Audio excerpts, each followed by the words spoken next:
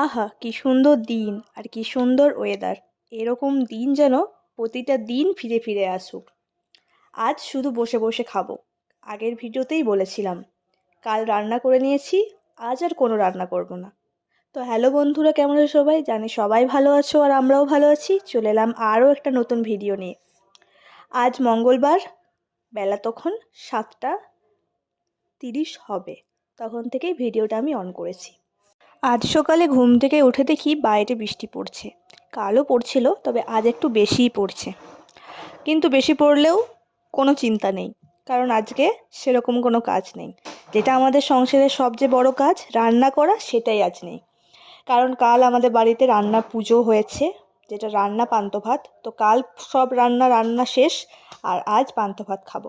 মানে আজকে কোনো গ্যাস জ্বালানো হবে না, কোনো উনুন ধরানো হবে না। তো বেশ ভালোই।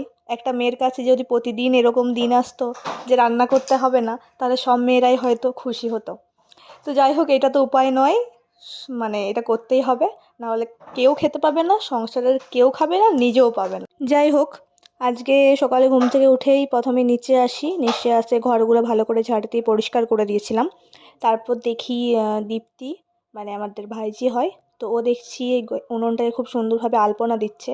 তো ওইটাই দেখলাম, ওরা দেখা মাত্রই ভিডিও করে নিলাম তোমার সাথে শেয়ার করব বলে, যে দেখো উনুনটা কত সুন্দর করে সাজিয়েছে এবং সেটা পুজোও করবে। আর বৃষ্টি পড়ার কারণে ছেলে তো আমার এদিক ওদিক ঘোরা, মানে ওর তো স্বভাব কোনো জায়গায় স্থির হয়ে বসে থাকবে না, তাই ওকে একটা ছাতা দিয়ে দিয়েছিলাম। তো ছাতা নিয়ে এদিক আর ওদিক যাচ্ছিল বৃষ্টিতে, তাতেও বৃষ্টিতে ভিজছিলও না। তারপর দেখি আমার একটা পার্সেল চলে এসছে। পার্সেলটা আমার ছেলেরই অর্ডার দেওয়া ছিল। তো জিনিসগুলো দেখলে যে ওর একটা শ্যাম্পু আর একটা সাবান, দুটো জিনিস অর্ডার দিয়েছিল। তো এগুলোই এসছে। তারপর ভাবলাম যে কেন বসে থাকবো, তাহলে স্নানটা সেরে ফেলি সকাল সকাল। ওই 9টা থেকে 9:30 হবে, তখনই স্নানটা করে নিয়েছি। তারপর চলে এলাম নিচে, এসে ভাবলাম খাবো। ওই যে বললাম আজকে শুধু খাবো বসে বসে, তাই প্রথমে মুড়ি নিয়ে বসেছি। মুড়ির সঙ্গে ভাজাভুজিও কিছু নিয়েছি, আর ওই বাঁধাকপি তরকারি ছিল ওইটাও নিয়েছি। আর তার সাথে তোমার দাদাভাইকেও খেতে দিয়েছি। তোমার দাদাভাই আজকে স্কুল ছুটি। ওই যে মুখ্যমন্ত্রী বলেছে যে মনসা পুজোতে পুরুলিয়া বাঁকুড়ার সব স্কুল বন্ধ, তো সেই উপলক্ষে বাড়িতেই আছে।